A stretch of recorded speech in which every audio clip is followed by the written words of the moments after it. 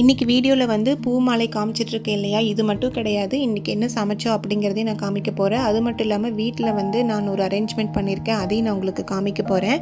இன்றைக்கி விலாக் ரொம்ப நல்லாயிருக்கும். வாங்க நம்ம வீடியோக்குள்ளே போகலாம். நீங்கள் இப்போ கண்ணில் பார்த்துட்ருக்கிற இந்த பூமாலை வந்து ரொம்ப ரொம்ப அழகாக இருக்குது தானே. ஆனால் இதை வந்து இந்த அளவுக்கு கோர்க்கிறது வந்து ஈஸியான ஒரு விஷயம் இல்லைங்க. இது வந்து நாங்கள் செடி வச்சுருக்கோம். இந்த செடி வச்சதே வந்து ஒரு பெரிய கதை தான். என்ன அப்படின்னா, இந்த நந்தியவட்டு பூ அரளி செடியிலே வந்து 2-3 வகையான கலரு, அதுக்கப்புறம் 2 வகை வந்து அடுக்கு அரளிப்பூவு, நந்தியாவட்டிலே வந்து சின்னது அண்டு பெருசு, அதுக்கப்புறம் எருக்கலாம் பூ, இத்தனை செடி நாங்கள் வச்சுருக்கோம். இத்தனை செடி எங்கள் வீட்டுக்கு முன்னாடி வச்சுருக்கோம் அப்படின்னா நாங்கள் பெரிய பங்களா தாங்க வச்சுருக்கணும். அப்படி கிடையாது. எங்கள் வீட்டுக்கு ரோட்டு ஓரத்தில் வந்து ஒரு 4 செடி வச்சுருக்கோம். எங்கள் வீட்டுக்கு பக்கத்து தெரு ஒன்று இருக்குங்க. அங்கே வந்து குப்பை போடுற ட்ரம் ஒன்று வச்சுருந்தாங்க முதல்ல. இப்போ அந்த ட்ரம் எடுத்துட்டாங்க. டைரெக்டாக குப்பை வண்டி வந்து குப்பையெல்லாம் வாங்கிட்டு போயிடுறதுனால எடுத்துடுறாங்க. ஆனால் சில பேர் என்ன பண்ணுறாங்கன்னா, அங்கே குப்பையை வச்சிடுறாங்களா. ஸோ அங்கே என்னன்னா, அந்த இடத்துல வந்து ஒரே வாசம் அடிக்கும். போகும்போதெல்லாம் ஒரே பேப்பர் குப்பையாக கிடக்கும். ஸோ என்னாச்சுன்னா, எல்லோரும் சேர்ந்து பிளான் பண்ணாங்க. அதில் என் வீட்டுக்காரர் வந்து டெய்லி கோயிலுக்கு போகிறவர். இந்த ஊரே ஃபுல்லாக தெரியும். நாங்கள் இருக்கிற ஊரே ஃபுல்லாக என் வீட்டுக்காரரை பற்றி தெரியும். ஸோ அப்படி இருக்கும்போது அவர்கிட்ட எல்லாம் சொல்லும்போது, சரி நான் பார்த்துக்கிறேன் அப்படின்ட்டு என்ன பண்ணாங்கன்னா, 2-3 பசங்களோடு சேர்ந்து அந்த இடத்த வந்து சுத்தம் பண்ணி அரளிப்பூவு, நந்தியாவட்டு பூவு, அதுக்கப்புறம் எருக்கலாம் பூவு, இது எல்லாமே ஒவ்வொரு வகையாக கொண்டு வந்து வச்சாங்க. நிறையா வகை. அது மட்டும் இல்லாமல் துளசி இருக்கு இல்லையா, அந்த செடி வச்சாங்க. ஸோ துளசி செடி வந்து ஒரு பார்டர் மாதிரி வச்சதுனால நிறைய பேர் வந்து குப்பையை அங்கே போடுறக்கே தயங்குவாங்க. அந்த காரணத்தினால அப்படி வச்சாங்க. நான் ஒரு நாள் அந்த வீடியோ எடுத்து போடுறேங்க. ஆனால் இதில் இருக்கிற பூக்களில் வந்து ஒன்று மட்டும் கடையில் வாங்கினது. அது எந்த பூங்கிறத நீங்கள் சொல்லுங்கள், கெஸ் பண்ணி கமெண்ட் பண்ணுங்கள் பார்க்கலாம். நெக்ஸ்ட்டு வந்து இந்த நந்தியாவட்டு பூ அந்த அரளிப்பூவெல்லாம் வந்து ஒன்றா நாங்கள் பறிச்சுட்டு வந்துடுவோம். வியாழக்கிழமை ஆச்சு அப்படின்னாவே டெய்லி நாங்கள் பூ மாலை கொடுப்போம். அது வந்து சின்னதாக மாலை ஒவ்வொரு சாமிக்கு கொடுப்போம்.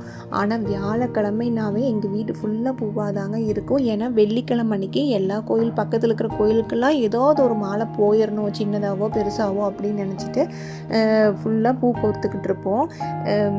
அந்த மாதிரி தான் பாருங்கள் இப்போ எத்தனை பூக்கள் இருக்குது அப்படின்ட்டு. இதில் வேறு அடுக்கு அரளியே நான் காமிச்சிருப்பேன். நல்லா கொத்து கொத்து அழகாக இருந்துச்சு. அது வந்து அப்படியே சாமி படத்துக்கு வைக்கலாம், வீட்டில் இருக்கிற சாமி படத்துக்கு அப்படியே கொத்தாவே வைக்கலாம் அப்படின்ட்டு தான் அதை பறிச்சுட்டு வந்தது. பாருங்கள், இதுதான் அந்த அடுக்கு அரளி. இதில் ஒயிட் கலர் பாருங்கள் எவ்வளோ அழகாக இருக்குது அப்படின்ட்டு. வெயிலுக்கு வந்து தாங்கிறது இல்லைங்க. டெய்லி நானும் என்னுடைய கணவரும் வந்து காலையில் அவருனா சாயந்தரம் நான், அந்த மாதிரி வந்து இந்த வெளியே ரோட்டு பைப்பில் தண்ணி வரும் இல்லைங்களா, அப்போ குடத்துல பிடிச்சி நாங்கள் கொண்டு போய் ஊற்றுவோம். பக்கத்தில் இருக்கிறவங்களும் வந்து ஹெல்ப் பண்ணுவாங்க. ஆனால் மேக்ஸிமம் நாங்கள் தாங்க அது பண்ணுவோம். ஒருத்தரையும் ஹெல்ப்புக்கெல்லாம் கூப்பிட்டுக்க மாட்டோம். ஏன்னா பூ வந்து நாங்கள் தானே பறிச்சுட்டு வந்துக்கிறோம். அவங்களுக்கு வந்து இடம் சுத்தமாக இருக்கணும், அவ்வளோதான். இது வந்து நாங்கள் பறிச்சுட்டு வந்து கோயிலுக்கு கொடுப்போம் பொதுவாக. பாருங்கள், இந்த மாதிரி தான் நாங்கள் கவர்லேயும் போட்டு வச்சாச்சு அந்த மாலையை. எப்போவுமே அந்த ஒயிட் கலருக்கும் அந்த ரெட் கலர் ரோஸுக்கும் செம்ம காம்பினேஷனுங்க, சூப்பராக இருக்கும். இப்போ நெக்ஸ்ட் வந்து இவர் ஒரு சாக்கு கொண்டு வந்துருந்தாருங்க. என்னென்னு பார்த்தா ஃபுல்லாக தக்காளி ரேட்டு வந்து இப்போ ஜாஸ்தி ஆகுது அப்படின்ட்டு ஒரு 3 கிலோ வாங்கிட்டு வந்தாருங்க. இதுவே 1 கிலோ 35 ரூபா அப்படின்னு சொன்னார். அங்கெல்லாம் வந்து ரேட்டு எவ்வளோன்னு சொல்லுங்கள் பாருங்க. ஆனால் சூப்பராக அவர் வந்து எப்படின்னா ஒவ்வொன்றும் செலக்ட் பண்ணுறதே சூப்பராக செலக்ட் பண்ணுவாருங்க. எனக்கு கூட தெரியாது. இப்போ நான் ஒரு ஃப்ரூட்ஸ் வாங்க கடைக்கு போனால் கூட என் வீட்டுக்காரர் தாங்க எடுக்க சொல்லுவேன். ஸோ அந்த மாதிரி திராட்சை மட்டும்தாங்க நானாக எடுப்பேன். ஏன்னா திராட்சை வந்து எனக்கு தெரியும் எது வந்து டேஸ்ட்டாக இருக்கும் அப்படின்ட்டு.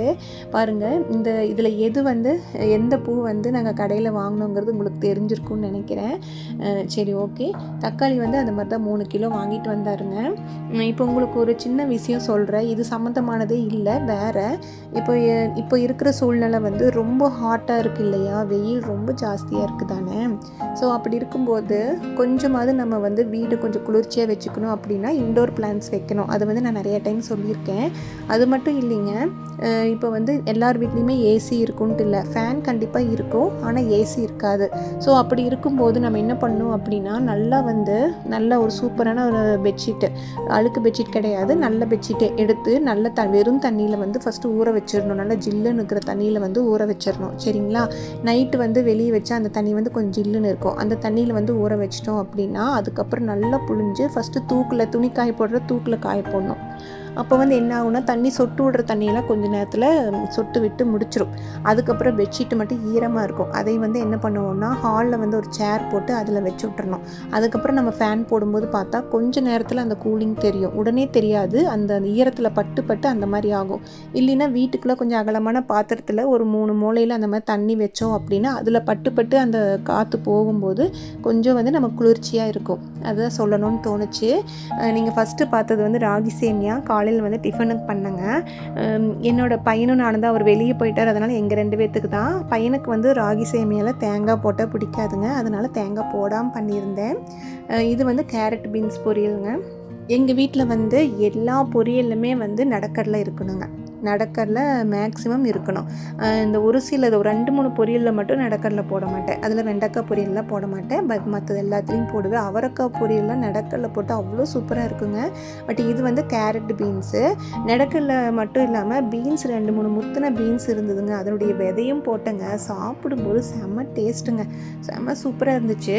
அது மட்டும் இல்லாமல் நான் வந்து கறி மசாலா தூள் அரைச்சி வச்சுருக்குறேங்க. அதில் கொஞ்சமாவது நான் போடுவேன். இதில் எல்லா பொரியலுக்குமே நான் கொஞ்சோன்னு போடுவேன். நான் முதல்லே சொல்லியிருப்பேன், எங்கள் வீட்டில் பொரியல் மட்டும் மீதியாக ஆகாதுங்க. கொஞ்சம் மீதி ஆனாலுமே ஈவினிங் வந்து டீ சாப்பிடும்போது பொரி இருக்குது இல்லைங்களா, அது வந்து அதில் கலக்கி ஸ்பூனில் எடுத்து சாப்பிடுவோம். அந்த மாதிரி தான் நான் உங்களுக்கு காமிக்கிறதுக்காக தான் இதில் காமிச்சேன். பாருங்கள், அந்த நிலக்கடலை இருக்கா, அதுக்கப்புறம் அந்த பீன்ஸோட விதை இருக்குது பாருங்கள், ரொம்ப சூப்பராக இருக்கும். நாங்கள் வந்து வெஜிடேரியன் சொல்ல மாட்டோங்க, நான் வெஜிடேரியன். எங்கள் நான்வெஜ் எந்த அளவுக்கு பிடிக்குமோ அந்த அளவுக்கு வெஜ்ஜும் பிடிக்கும். பாருங்கள், போசியில் வந்து சாப்பாடு வெந்துட்டுருக்கு. நாங்கள் வந்து குருணை அரிசி தான் யூஸ் பண்ணுவோம், பெரிய அரிசியில் யூஸ் பண்ண மாட்டோம். இதுவே வந்து நாங்கள் வடித்து தான், எப்பவுமே சாப்பாடு வந்து வடித்து தாங்க செய்வோம். நெக்ஸ்ட் வந்து நான் சொல்லியிருப்பேன், மற்ற விலாக்லலாம் சொல்லியிருப்பேன், என் பையனுக்கு வந்து டெய்லி வெண்டைக்காய் கொடுப்பேன். பாருங்கள், இந்த அளவுக்கு நான் வெண்டைக்காய் பண்ணிவிடுவேன். இதில் வந்து 3/4 அவனுக்கு நான் கொடுத்துருவேன். இன்னொன்று என்னென்னா, வெண்டைக்காய் பொரியலை பொறுத்த வரைக்கும் நம்ம ரொம்ப ட்ரையாக வந்து பண்ணிடக்கூடாது. கொஞ்சமாவது அதனுடைய அந்த பசல தன்மை இருக்கணும். அப்போ தான் வந்து அதன் முழு சத்தும் நமக்கு கிடைக்கும். ஒரு நாள் வெண்டைக்காய் பொரியல் பண்ணும்போது நான் காமிக்கிறேன். இது வந்து தயிர், இதெல்லாம் தான் இன்றைக்கி லஞ்ச் அப்படின்னு சொல்கிறதுக்காக காமிச்சேன். நெக்ஸ்ட்டு இப்போ தக்காளி வாங்கிட்டு வந்திருந்தாரு. அதில் ரொம்ப பழுத்த தக்காளி வந்து ஒரு 4-5 இருந்ததுங்க. ஸோ அதை நம்ம வச்சுருந்தா வேஸ்ட் ஆகிடும் அப்படின்ட்டு தக்காளி சட்னி பண்ணேங்க. யாரெல்லாம் தக்காளி சட்னி வந்து சாப்பாட்டுக்கு ஊற்றி சாப்பிட்ருக்கீங்க கமெண்ட் பண்ணுங்கள். ஏன்னா என்னோடய வீட்டில் வந்து தக்காளி சட்னி சுடுற சாப்பாட்டில் ஊற்றி சாப்பிட்னா ரொம்ப ரொம்ப பிடிக்கும். எங்கள் வீட்டில் அங்கே வந்து என்னோடய அம்மா வீட்டில் வந்து பச்சை மிளகா சேர்த்துவோம். கொஞ்சம் எண்ணெய் திரிய தண்ணியாட்டம் இல்லாமல் கொஞ்சம் கெட்டியாக இருக்கும், எண்ணெய் திரிஞ்சு இருக்கும், ஊறுகாய் மாதிரி இருக்கும் தக்காளி சட்னி.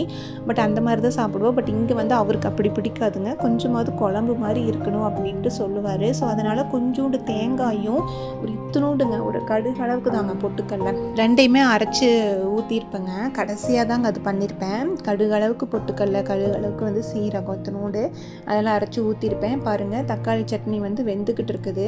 இதில் வந்து ரொம்ப பழுத்த மாதிரி இருந்தாலும் கொஞ்சம் கெட்டியாக இருந்துச்சு. அந்த முளப்பு இருக்கிற இடத்துல வந்து கொஞ்சம் கெட்டியாக இருந்துச்சுங்களா, அதுதான் இந்த மாதிரி தக்காளி கடையாத மாதிரி இருந்துச்சு. நான் அதுக்கப்புறம் கடைசியில் வந்து மத்து வச்சும் கடைஞ்சிருப்பேங்க. இப்போ எங்கள் ஊரில் வந்து இந்த தக்காளி பஜ்ஜி அப்படின்லாம் சொல்ல மாட்டாங்க. பட் இங்கே கோயம்புத்தூரில் வந்த பிறகு நிறைய இடத்துல தக்காளி பஜ்ஜி அப்படின்னு சொல்கிறாங்க. எங்கள் ஊரில் தக்காளி சட்னின்னு தான் சொல்லுவோம். தக்காளி வணக்கின மாதிரி பண்ணாலும் சரி, இந்த மாதிரி பண்ணாலும் சரி தக்காளி சட்னின்னு சொல்லுவோம். இல்லாட்டி மிளகரிச்ச குழம்புனா தக்காளி மிளகரிச்ச குழம்பு அப்படின்னு சொல்லுவாங்க. ஐயோ, எங்கள் ஊரில் தக்காளி மிளகரிச்ச குழம்பு செய்வோங்க, நீங்கள் சொன்னால் நம்பவே மாட்டீங்க. இட்லி அப்படியே சுட சுட எடுத்து தக்காளி மிளகரிச்ச குழம்பு செஞ்சால் அப்பப்பா அவ்வளோ டேஸ்ட்டாக இருக்குங்க. ஒரு 2 இட்லி எச்சா சாப்பிடுவோம், அந்த மாதிரி இருக்கும். அதுவும் சூடாக சாப்பிடும்போது அந்த ஊரில் பசி பயங்கரமாக எடுக்குங்க. எங்கள் ஊரில் கந்தக பூமி, நாங்கள் வந்து என்னோடய பிறந்த ஊர் வந்து, எங்கள் ஊருன்னு சொல்கிறது வந்து பிறந்த ஊர், அதாவது கோபிசெட்டிப்பாளையம். நல்லா சூப்பராக பசிக்குங்க. ஒரு தோட்டம், இப்போ பசி எடுக்காதவங்கெல்லாம் இந்த மாதிரி கிராமத்தில் ஒரு தோட்டத்தில் போய் ஒரு ரவுண்ட் அடிச்சுட்டு வந்தால், அந்த தோட்டத்தில் நடந்துட்டு ஏதாவது ஒரு வேலை பண்ணிட்டு வந்தால் அப்படி பசிக்குங்க. உண்மையாலுமே ஒரு சின்ன விஷயம் கூட ஒரு பெரிய அமிர்தம் மாதிரி இருக்கும். அதுலேயும் இந்த லீவ் டைம்லலாம் வந்து காலையில் தக்காளி மிளகரிச்ச குழம்பு, சுட சுட இட்லி, அப்பா சூப்பராக இருக்கும். அந்த இட்லியெல்லாம் தான் எங்கள் வீட்டில் பலகாரமாச்சு இல்லையே முதல்லலாம். நல்லா போன வீடியோவில் சொல்லியிருப்பேன். நிறைய பேர் அதுக்கு வந்து லைக்கு சூப்பர் நல்லா மெசேஜ் போட்டிருந்தீங்க. பாருங்கள், இந்த மாதிரி மத்து வச்சு கடைஞ்சங்க. ஏன்னா கொஞ்சம் தக்காளி வந்து ஒரு 2-3 தக்காளி பீஸ் வந்து கெட்டியாக இருந்துச்சு. என்ன எவ்வளோ தூரம் கொதிக்க வச்சாலும் அது வந்து மசிய மாட்டேன்ருச்சு. சரி, நம்ம மத்து வச்சு கொஞ்சம் மசிச்சு விடலாம் அப்படின்ட்டு மசிச்சு விட்டேங்க. பாருங்கள் இந்த அளவுக்கு. ஆனால் சூப்பராக இருக்குங்க. இது எப்படின்னா ஃபஸ்ட்டு கொஞ்சம் எண்ணெய் ஊற்றிக்கணும், அதுக்கப்புறம் கடுகு, கடலைப்பருப்பு, நிலக்கடலை இதெல்லாம் போட்டுக்கணும், அதுக்கப்புறம் பூண்டு, இஞ்சி, புதினா இந்த 3மே வந்து 1-2 தட்டிக்கணுங்க. 1-2 தட்டி வந்து அதுக்கப்புறம் அந்த நடக்கடலை போட்டு அதெல்லாம் வறுக்கும் பொழுது இதையும் போட்டு கொஞ்சம் லைட்டாக செவக்க விடணும். அதுக்கப்புறம் வெங்காயம், கொஞ்சம் பெரிய வெங்காயம் கொஞ்சோண்டு, சின்ன வெங்காயம் ஒரு 4-5 போட்டு அதையும் வணக்கிட்டு வரமிளகா, எங்கள் ஊரில் பச்சை மிளகா போடுவோம், இங்கே அவருக்கு பச்சை மிளகா சுத்தமாக பிடிக்காதுங்க, வரமிளகா தாங்க. வரமிளகாயை போட்டுட்டு அப்புறம் கருவேப்பிலை, கொத்தமல்லி அதெல்லாம் போட்டு நல்லா வணக்கி விட்டுட்டு தக்காளி வந்து பொடி பொடியாக கட் பண்ணி போட வேண்டியதாங்க. அதுக்கப்புறம் மஞ்சத்தூள் கொஞ்சோண்டு, நான் கறி மசாலா தூள் அரைச்சி வச்சுருக்கேன் இல்லையா, அதில் வந்து கொஞ்சோண்டு, இவ்வளோ தாங்க. இதை போட்டு நல்லா ஃபஸ்ட்டு கொதிக்க விடணும். அதுக்கப்புறம் கொஞ்சோண்டு தண்ணி சேர்த்தணும். தண்ணி சேர்த்துறதுக்கு முன்னாடி தேங்காயும் கொஞ்சோண்டு பொட்டுக்கடலை நான் சொன்னேன் இல்லையா, ஒரு திரும்பு சீரகம், இந்த 3ம் போட்டு அரைச்சி அதை ஃபஸ்ட்டு விட்டுட்டு அதுக்கப்புறம் கொஞ்சம் தண்ணி விட்டு நல்லா கலக்கி விட்டால் இந்த அளவுக்கு தக்காளி குழம்பு வந்துருங்க, தக்காளி சட்னி. இது வந்து சாப்பாட்டுக்கு தாங்க பண்ணுறேன், கொஞ்சம் நைட்டுக்கும் வச்சுக்கலாம். நைட்டுக்கு வந்து மாவு இருக்குது, ஸோ தோசை விட்டுக்கலாம் அப்படின்ட்டு. தேங்காய் சட்னியும் தோசையும் நம்ம பண்ணாவே போதும், தக்காளி சட்னி தான் இருக்குது இல்லைங்களா. யாரெல்லாம் வந்து சாப்பாடு கஞ்சி வடிப்பீங்கன்னு சொல்லுங்கள். அது கஞ்சி வடித்தா எவ்வளோ வெயிலாக இருந்தாலும் சரி சூடாக ஒரு வாய் குடிக்கணும்னு தோணுது. எப்பவுமே அப்படித்தாங்க. சாப்பாடு கஞ்சி வடிச்சிட்டோம் அப்படின்னா நான் சின்ன வெங்காயம் வந்து குழம்புக்கு கட் பண்ணுவாங்களா, நான் ஒரு 2-3 சின்ன வெங்காயத்தை எடுத்து வச்சுப்பேன். அப்போ இந்த கஞ்சிக்கு வந்து அது சின்ன வெங்காயத்தை கடிச்சிக்கிறது அந்த மாதிரி. பாருங்கள், இப்போ நான் கொசு வலை காமிக்கிறதுக்காக தான் நான் விண்டோ காமிச்சிருக்கேன். கொஞ்சம் உத்து பார்த்தா தான் அந்த கொசு வலை வந்து தெரியும். மஸ்கிட்டோ நெட்டு பாருங்கள், நான் கை வச்சு காமிச்சிக்கிட்டு இருக்கேன் பாருங்கள். இதுக்கு முன்னாடி வந்து இந்த கொசு வலை போடுறதுக்கு முன்னாடி நான் பின்னாடி சைடு, அதாவது ஜன்னலுக்கு பின்னாடி சைடு போய் நல்லா தண்ணி ஊற்றி அடிச்சு விட்டேங்க. ஏன்னா ரோட்லேருந்து அவ்வளோ தூசுங்க, சிட்டியில் ஒரு வண்டி போனாலுமே அவ்வளோ தூசுங்க. இப்போ வண்டி நீங்கள் நிறுத்திட்டு கொஞ்சம் நேரம் உள்ளே வந்துட்டு வெளியே போய் அந்த வண்டியை தொட்டு பாருங்களேன், நேரம் அந்த மண் அப்படியே தெரியும். ஸோ இது எல்லாமே அந்த ஜன்னலை பட்டு ஒரே கஷ்டமாக இருந்துச்சுங்க. அது வந்து வெயிலெல்லாம் ரொம்ப கஷ்டமாக இருந்துச்சுங்க. நான் என்ன பண்ணேன், பின்னாடி போய் தண்ணி ஊற்றி நல்லா அந்த ஜன்னல் அடிச்சு விட்டேங்க. எனக்கு எட்டவும் மாட்டேங்குதுங்க, தண்ணி அடிச்சுட்டு திருப்பி என் மேலே தாங்க வருது. ஸோ இந்த ஜன்னல் மேலே வந்து அப்படியே தண்ணியெல்லாம் இறச்சி விட்டு நல்லா முடிஞ்ச வரைக்கும் நான் கழுவி விட்டேங்க. கழுவி விட்டு அந்த ஜன்னலோட திண்டு இருக்கும் இல்லைங்க, அதையும் கழுவி விட்டேன். எல்லாம் பண்ணிவிட்டு இந்த கொசு வலை வந்து வாங்கினோடனே புதுசாக அப்படியே போட மாட்டேங்க, தண்ணி ஊற்றி நனைச்சி அதையும் புழிஞ்சு காயக்கூட வைக்கலிங்க. ஈரமான கொசு வலை தான் இப்போ நான் போட்டு உங்களுக்கு காமிச்சிக்கிட்டு இருக்கிறேன். அது மட்டும் இல்லாமல் பாருங்கள், டோருக்கு இதையும் நான் ஒரு வீடியோவில் காமிச்சிருப்பேன். டோருக்கு வந்து எனக்கு வந்து இண்டோர் பிளான்ட்ஸு இந்த க்ரீனிஸாக இருக்கிறதுலாம் ரொம்ப பிடிக்கும். ஸோ டோர் வந்து நான் க்ரீன் கலரில் இந்த மாதிரி லீஃபாக வந்தோடனே டக்குன்னு அதை நான் வாங்கிட்டேங்க. பாருங்கள், நான் காமிச்சிருப்பேன். இது வந்து 2 பிளான்ட்டு தான் பார்க்குறீங்களா, என்கிட்ட வந்து எத்தனை வகை இருக்குதுன்னு நான் உங்களுக்கு ஒவ்வொரு வீடியோவில் காமிக்கிறேங்க. பிளான்ட்டு கண்டிப்பாக கவுண்ட் பண்ணி பார்த்தோம் அப்படின்னா ஒரு 30 வகையாவது வச்சுருப்பேங்க பிளான்ட்டு. அவ்வளோ இண்டோர் பிளான்ட்ஸ் வச்சுருக்கேன். ஏன்னா அவ்வளோ ஆதங்கங்க எனக்கு. வெயில், அந்த காற்றுல வந்து அவ்வளோ தூசு வருது, ஆக்சிஜன் ப்யூரிஃபை பண்ணணுமே, இப்படி இருக்கே, எங்கே பார்த்தாலும் வெம்பல் அடித்த மாதிரி இருக்குதுங்காட்டி நான் ஊரில் அப்படி பச்சை பசேன்னு இருந்து பழகிட்டு அதனால் எங்கே பார்த்தாலும் நான் அப்படி பிளான்ட் வச்சுருக்குறேங்க. இப்போ நீங்கள் முதல்ல பார்த்தது வந்து டக் ஃபீட்டுன்னு ஒரு பிளான்ட்டு, வாத்தோட பாதம் மாதிரியே இருக்கும் லீஃப் பார்க்குறக்கு. இது வந்து பிங்க் கலரில் வந்து அந்த கோடு வந்திருக்குங்க, க்ரீன் கலர் பிளான்ட்டில். இதெல்லாம் ஒரிஜினல் பிளான்ட்டுங்க. ஒவ்வொரு லீஃபும் பார்த்தா இந்த பேப்பர் ஃபோல்டிங் பண்ணுவாங்க இல்லையா, அந்த கிராஃப்ட் ஒர்க்கு அந்த மாதிரியே இருக்கும். இது பாருங்கள், நான்